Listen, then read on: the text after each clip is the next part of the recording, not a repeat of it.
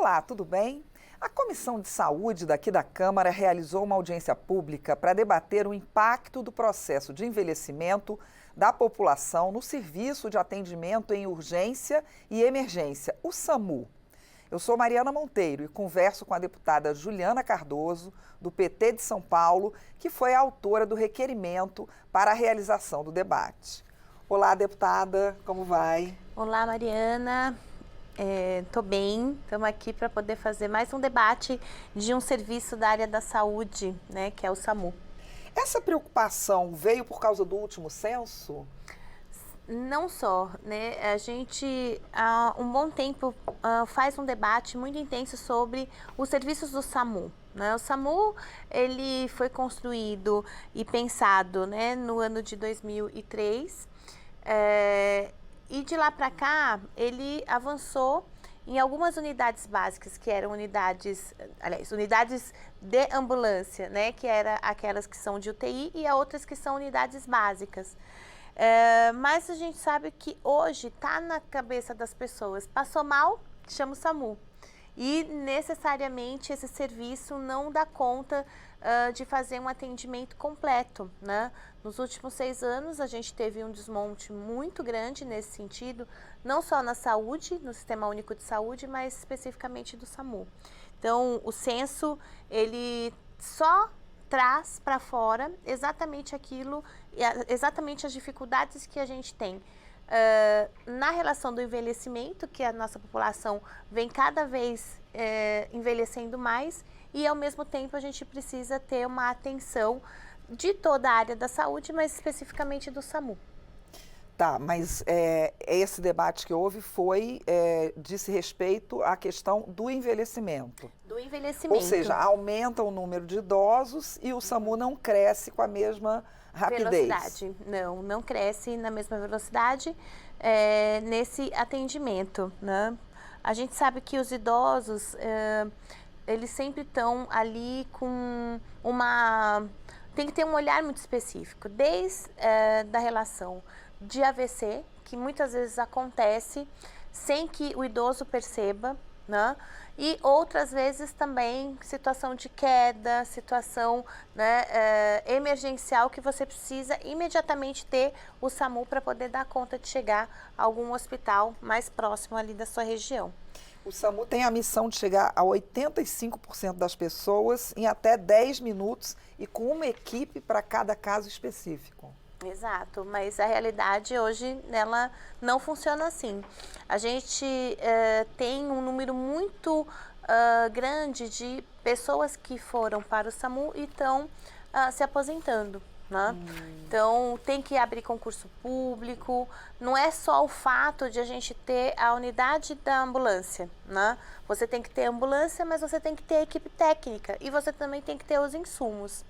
Então, quando se pensa em uma unidade do SAMU, tanto a básica quanto a da UTI, automaticamente você também tem que pensar nos profissionais. E a gente tem também a modalidade que é a moto-ambulância, né? Que é com médico já, e isso também facilita muito, principalmente em grandes centros urbanos, que a gente, né, para muito na relação do trânsito, e também para as aldeias, né, para as regiões mais distantes amazônicas, a gente tem a lancha, unidade do SAMU. E essas duas formas de transporte têm funcionado bem?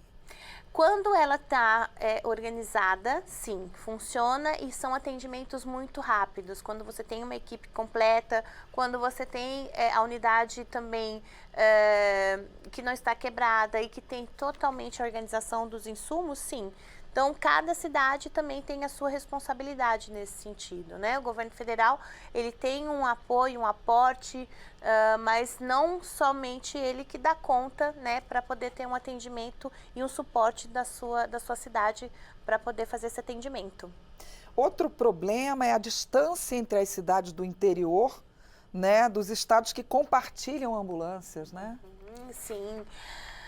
E, Mariana, quando a gente fala sobre esse atendimento, a gente também tem que perceber que dentro das cidades não são todas que têm hospitais de pronto-socorro, né? Você tem cidades que não tem, que tem que sair de uma ou duas cidades ou 3 cidades para você poder ter o suporte.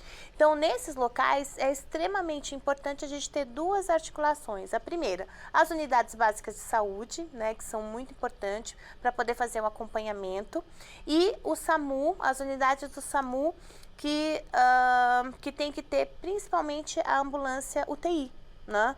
Porque é dela, quando você tem algum tipo de problema emergencial, é dela que você pode correr para poder fazer o primeiro atendimento até chegar no hospital mais próximo. São 2 tipos de ambulância, uma é emergencial E uma é básica. e uma é básica? Uma é ambulância UTI, né? É aquela que você tem todos os equipamentos para, se você precisar fazer alguma intervenção emergencial e rápida, Para tentar, né? fazer reviver. Que você tem algum tipo de atuação que você precisa de emergência para poder a pessoa viver, né?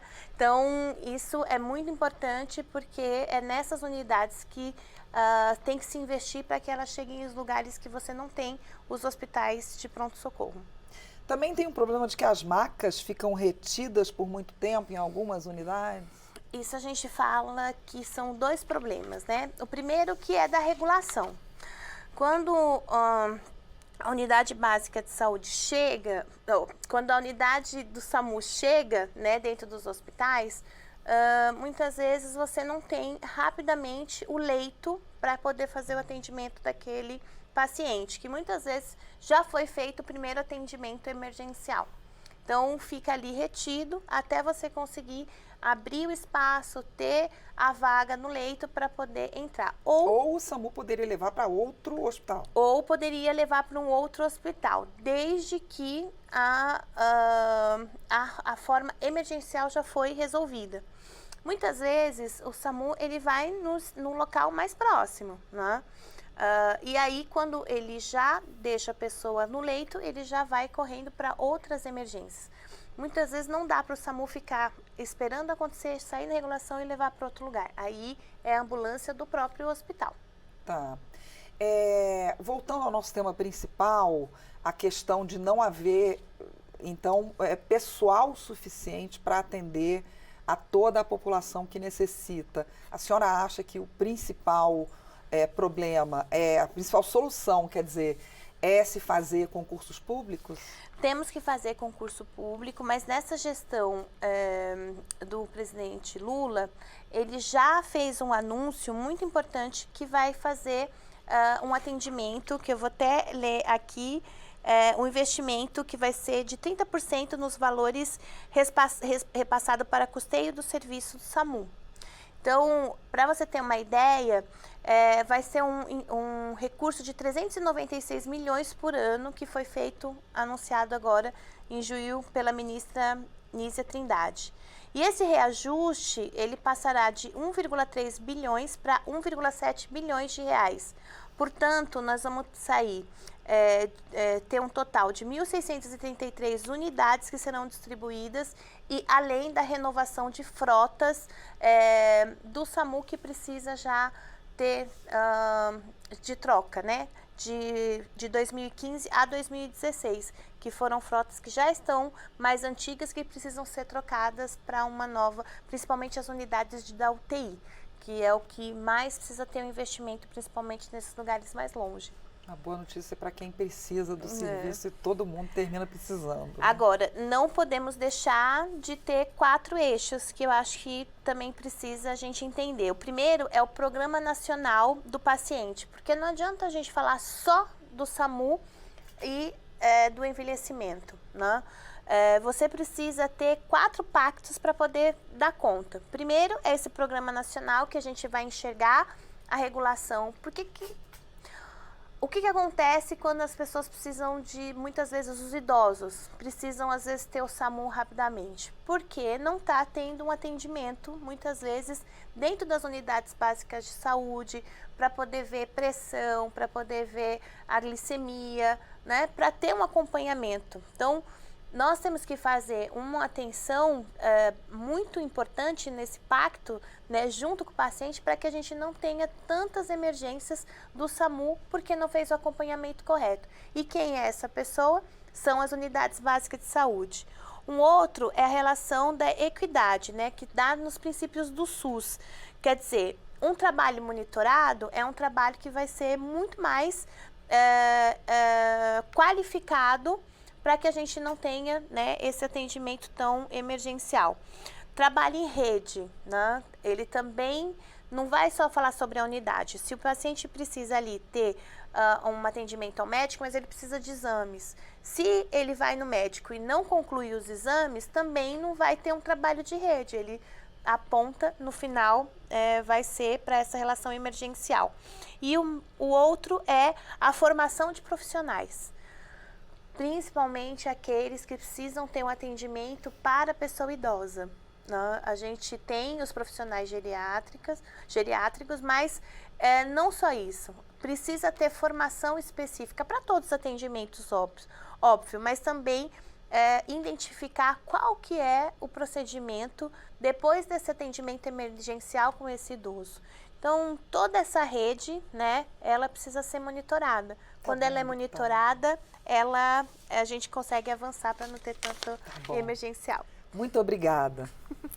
Eu conversei com a deputada Juliana Cardoso, do PT de São Paulo, sobre o impacto do processo de envelhecimento dos brasileiros no sistema de atendimento em urgência e emergência, o SAMU.